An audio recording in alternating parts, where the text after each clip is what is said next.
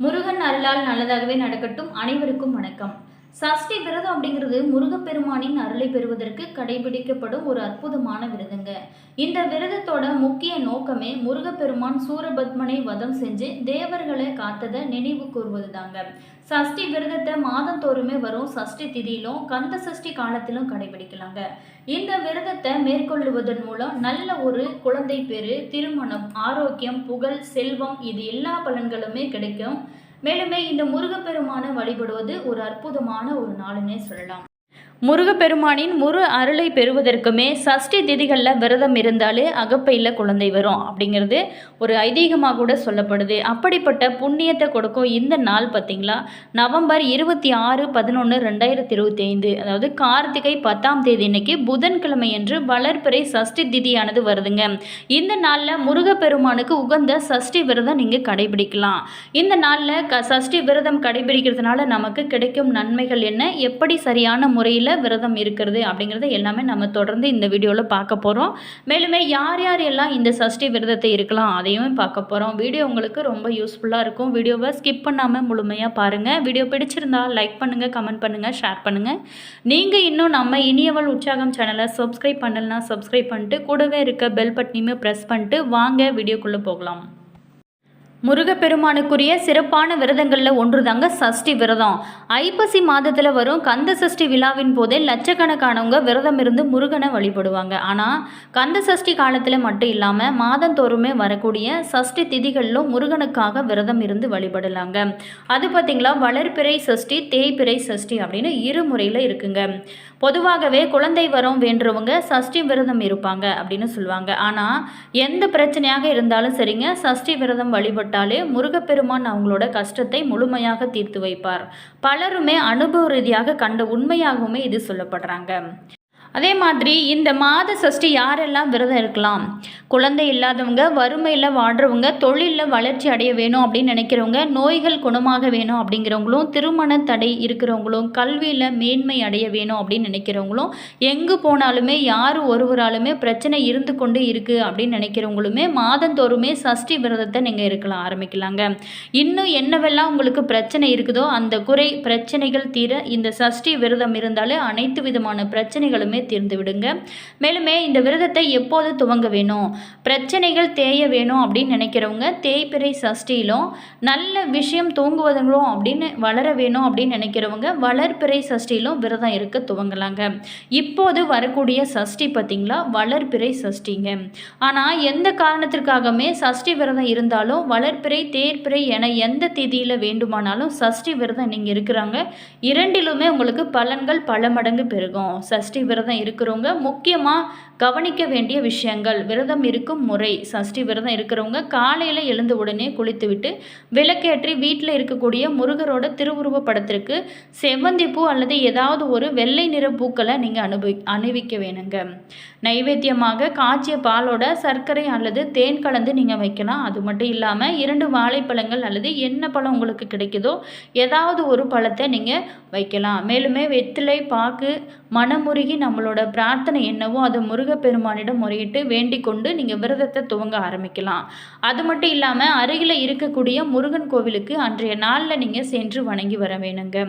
ஒரு வேளை சாப்பிடாமோ அல்லது 2 வேளையுமே சாப்பிடாம கூட பழம் மற்றும் பால் மட்டும் சாப்பிட்டு கொண்டே நீங்கள் விரதம் இருக்கலாம். உடல்நிலையை பொறுத்து எந்த முறையில் வேண்டுமானாலும் நீங்கள் விரதம் இருக்க ஆரம்பிக்கலாம். மாலையில் வீட்டில் சட்கோண கோலம் அமைத்து அதில் 6 அகல் விளக்குகளில் தீபம் ஏற்றுறது ரொம்ப முக்கியமான விஷயங்க. மேலுமே 6மே நெய் தீபமாக இருந்தால் இன்னும் சிறப்பு, அல்லது ஒரு தீபமாவது நெய் தீபமாக ஏற்ற வேணுங்க. இது ரொம்ப முக்கியமான விஷயமாகவும் சொல்லப்படுது. மேலுமே நம்ம உங்களால் என்ன நெய்வேத்தியம் படைக்க முடியுமோ அதை எல்லாமே நீங்கள் படைக்கலாம். நெய்வேத்தியமாக காய்ச்சிய பாலம் வைத்து நீங்கள் வழிபட வேணும். பூஜைகளை முடித்ததுக்கப்புறம் நைவேத்தியமாக எடுத்திருக்கக்கூடிய பாலை நீங்கள் குடித்து விரதத்தை முடித்து கொள்ளலாங்க. மேலுமே குழந்தை பேறு வேண்டி நிறைய பேர் இந்த விரதத்தை இருப்பாங்க. அதற்குரிய திருப்புகழ் பாடலை நீங்கள் காலை மாலை என இருவேளையுமே பாராயணம் செய்கிறது ரொம்ப நல்லது.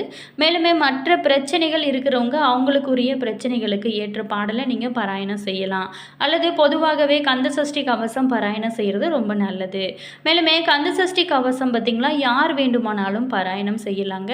எந்த காரணத்துக்காகவுமே விரதம் இருக்கிறீங்களோ அந்த காரியம் நிறைவேறும் வரைக்குமே ஒவ்வொரு மாதத்திலும் வரக்கூடிய வளர்பிறை மற்றும் தேய்பிறை சஷ்டிகளில் நீங்கள் விரதம் இருக்கலாம். மேலுமே குழந்தை வரம் வேண்டுறவங்க குழந்தை பிறக்கும் வரைக்குமே இந்த விரதத்தை நீங்கள் தொடர்ந்து இருந்து கொண்டு வந்தீங்க அப்படின்னா கண்டிப்பாக உங்களுடைய வேண்டுதல் என்னவோ அது நல்லதாகவே நடக்கும். முருகா அப்படின்னாவே அனைத்து துன்பங்களுமே விலகிவிடும் அப்படின்னு சொல்லுவாங்க. அப்படிப்பட்ட முருகப்பெருமானுக்கு ரொம்ப உகந்த நாட்கள் தாங்க இந்த சஷ்டி நாள் தாங்க. நம்ம இந்த பதிவில் 2025 கந்த சஷ்டி விரத நாட்களையும் பார்ப்போம். தமிழ் கடவுள்லேயே அழகான ஆண் கடவுள் அப்படின்னு சொன்னாலே முருகன் தாங்க. எல்லோரோட நினைவிலும் வருவாருங்க. முருகர் பெருமானுக்கு மாத சஷ்டி விரதம் கடைபிடிக்கிறது ரொம்ப விசேஷங்க. திருமண தடை இருக்கிற ஆண்களோ அல்லது பெண்களோ இந்த சஷ்டி விரதத்தில் நீங்கள் விரதம் இருந்து வழிபட்டு வந்தாலே பலன்களை கண் கூட பார்க்க முடியுங்க. குறிப்பாகவே முருகன் போன்ற அழகான கணவன் கிடைக்க வேணும் அப்படின்னு நினைக்கும் பெண்கள் கட்டாயமாக இந்த விரதத்தை நீங்கள் பின்பற்றலாம். இப்படியெல்லாம் நல்ல வரன் கிடைக்குமான சந்தேகமா? உங்களுக்கு இந்த முருகப்பெருமான் அருளால் நீங்கள் நினைத்தது எல்லாமே அப்படியே நடக்குங்க. கந்த சஷ்டி அல்லது கந்த சஷ்டி நாள் முக்கியமான தமிழ் இந்துக்களால் அனுசரிக்கப்படுகிறதுங்க. இது முருகப்பெருமானுக்கு அர்ப்பணிக்கப்பட்ட ரொம்ப முக்கியமான பண்டிகைங்க. சஷ்டி அப்படிங்கிறது 6வது திதி. வளர்பிறை சஷ்டி தேய்பிறை சஷ்டி என முருகர் பக்தர்கள் சஷ்டி திதிகளில் விரதம் இருந்து அவரை வணங்குவாங்க. மேலுமே வெள்ளிக்கிழமை மற்றும் செவ்வாய்க்கிழமை முருகப்பெருமானுக்கு ரொம்ப உகந்த கிழமைங்க. கார்த்திகை பூசம் விசாகம் போன்ற முருகப்பெருமானுக்கு உகந்த நட்சத்திரங்கள். திதிகள்லேயே சஷ்டி திதி முருகப்பெருமானுக்கு ரொம்ப உகந்த திரிங்க. கந்தனின் வெற்றியை கொண்டாடும் வகையில் தான் மக்கள் இந்த நாளில் விரதம் அனுசரித்து சகல சம்பிரதாயங்களுடனும் இறைவனை வழிபடுறாங்க. மேலுமே ஸ்கந்த பகவானை வழிபடுவதன் மூலம் அவர் பக்தர்களுக்கு செழிப்பு மகிழ்ச்சி மரியாதையுடன் ஆசீர்வதிப்பார் என்று நம்பப்படுகிறது. சஷ்டி விரதம் 2025 முருகப்பெருமானுக்கு உகந்தமான விரதங்களில் சஷ்டி விரதம் ரொம்ப முதன்மையானது. ஒவ்வொரு மாதத்தின் சஷ்டி திதியிலுமே அதிகாலை முதல் இரவு வரைக்குமே உபவாசம் இருந்து முருகப்பெருமானை வழிபடுவது சஷ்டி விரதங்க. மேலுமே திருமணம் விரைவில் கைகூட வேணும் அப்படின்னு நினைக்கிறவங்க குறைந்தபட்சம் 6 மாதங்களாவது நீங்கள் தொடர்ந்து இந்த சஷ்டி விரதத்தை மேற்கொள்வது சரியான முறையாகவும் சொல்லப்படுது. முருகப்பெருமானோட அருளை பெறுவதற்கு 2025ஆம் ஆண்டு சுப்பிரமணிய சஷ்டி விரதம் தேதி அப்படிங்கிறது ரொம்ப சிறந்த வாய்ப்புகளுங்க. மேலுமே கந்த சஷ்டி தேதிகள் உங்களுக்கு பயனுள்ளதாக இருந்திருக்கும். மேலுமே இந்த திருமணம் அப்படிங்கிறது வாழ்வோட மகிழ்ச்சியான சம்பவங்களில் ஒன்று. மேலுமே இந்த வாழ்க்கை துணை தேடும் அனைவருக்கும் மனதார கடவுளை வேண்டி அவரோட அருளால் தகுந்த துணையை பெறுவதை எதிர்பார்க்குறாங்க. இந்த கடவுள்களில் அன்புக்கும் திருமணத்திற்கும் அதிபதியாக விளங்குபவர் தான் முருகப்பெருமான். முருகருக்கு விரதமும் பிரார்த்தனையும் மேற்கொண்டு வழிபட்டாலே நிச்சயமாக முருகப்பெருமானோட திருமண பாக்கியத்தை அருள்வார் அப்படிங்கிறது சந்தேகமே இல்லைங்க. சஷ்டி விரதத்தை தொடங்கி நல்ல ஒரு வரன் அமைய நம்மளுடைய வாழ்த்துக்களையுமே தெரிவித்துக் கொள்கிறோம். அது மட்டும் இல்லாமல் குழந்தை வரம் பெற விரும்புகிறவங்க கந்த சஷ்டி தினங்களில் விரதம் இருக்கலாங்க. ஆனால் கார்த்திகை மாதத்தில் வரக்கூடிய வளர்பிறை மகா சஷ்டியில் 6 நாள் விரதமானது கடைபிடிப்பது மிக விசேஷமானது. அப்போது குழந்தை வரம் வேண்டும் தம்பதியர் இருவருமே சேர்ந்து விரதம் இருப்பது இன்னும் நல்லதுங்க. கோயில்லையோ அல்லது வீட்டிலிருந்தே கூட நீங்கள் விரதத்தை ஆரம்பிக்கலாம். மேலுமே இந்த விரதம் இருந்தாலே நிச்சயமாக முருகன் அருள் உங்களுக்கு கிடைக்குங்க. விரதம் இருக்க அன்பர்கள் தங்களோட உடல்நிலையை கருத்தில் கொள்வது ரொம்ப அவசியம். மேலுமே மருந்து மாத்திரைகள் எடுத்துக்கொள்கிறவங்களும் உடல் நல பிரச்சனை இருக்கிறவங்களும் இந்த தீவிர விரதத்தை யோசித்து நீங்கள் முடிவு செய்கிறது தான் ரொம்ப நல்லதுங்க.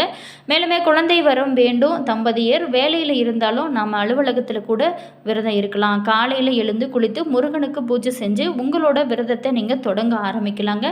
மேலுமே இது பார்த்திங்களா சிவனின் அற்புதமான ஒரு மாதம் இந்த கார்த்திகை மாதம். இந்த கந்த சஷ்டி விரதம் ஏற்கும் பக்தர்கள் பல வகையிலுமே விரதம் இருப்பாங்க. சில பேர் வெறும் தண்ணீர் மட்டும் குடித்தோம், சில பேர் பால் பழம் இது ஏதாவது ஒன்று எடுத்துக்கொண்டு இவங்க விரதம் இருப்பாங்க. அது உங்களோட உடல்நிலைக்கு ஏற்றவாறு நீங்கள் விரதத்தை இருக்கலாங்க. இந்த சஷ்டியில் விரதம் இருந்தாலே நிச்சயமாக அகப்பையில் குழந்தை வரும், அதாவது குழந்தை பாக்கியம் கிடைக்குங்க.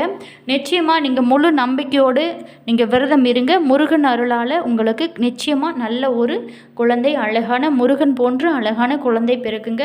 நாங்களுமே இறைவனிடம் பிரார்த்தனை செய்கிறோம். என்ன நேயர்களே, இந்த வீடியோவில் நம்ம சஷ்டி திதியில் எப்படி விரதம் இருப்பது, இந்த விரதம் இருக்கிறதுனால நமக்கு கிடைக்கும் நன்மைகள் என்ன, யாரெல்லாம் இந்த சஷ்டி விரதத்தை இருக்கலாம் அப்படிங்கிறத பார்த்தோம். வீடியோ உங்களுக்கு பிடிச்சிருக்கும் அப்படின்னு நினைக்கிறேன். வீடியோ பிடிச்சிருந்தா லைக் பண்ணுங்கள், கமெண்ட் பண்ணுங்கள், ஷேர் பண்ணுங்கள். நீங்கள் இன்னும் நம்ம இனியவள் உற்சாகம் சேனலை சப்ஸ்கிரைப் பண்ணாமல் இருந்தீங்களா மறக்காமல் சப்ஸ்கிரைப் பண்ணிக்கோங்க. கூடவே இருக்க பெல் பட்டனையுமே ப்ரெஸ் பண்ணிக்கோங்க.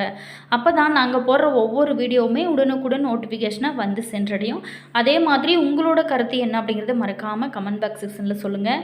அதே மாதிரி நீங்கள் சஷ்டியில் விரதம் இருப்பீங்களா, உங்களோட கருத்து என்ன அப்படிங்கிறத கண்டிப்பாக சொல்லுங்கள். அதே மாதிரி உங்களுக்கு ஜோதிட ரீதியாக ஏதாவது சந்தேகங்கள் இருந்துச்சு அப்படின்னு நினச்சிங்களா, இந்த வீடியோவுக்கும் கீழே டிஸ்கிரிப்ஷனில் ஜோதிடரோட நம்பர் கொடுத்துருக்கோம். அந்த நம்பருக்கு நீங்கள் கால் பண்ணி பேசுனீங்க அப்படின்னா கட்டாயம் உங்களுடைய பிரச்சனைகளுக்கு கட்டாயம் தீர்வு கிடைக்குங்க. முழு நம்பிக்கையோக நீங்கள் விரதம் இருங்க. நீங்கள் நினைத்தது எல்லாமே நடக்கும். நாங்களுமே இறைவனிடம் பிரார்த்தனை செய்கிறோம். ஆல் விவோஸ், தேங்க்யூ.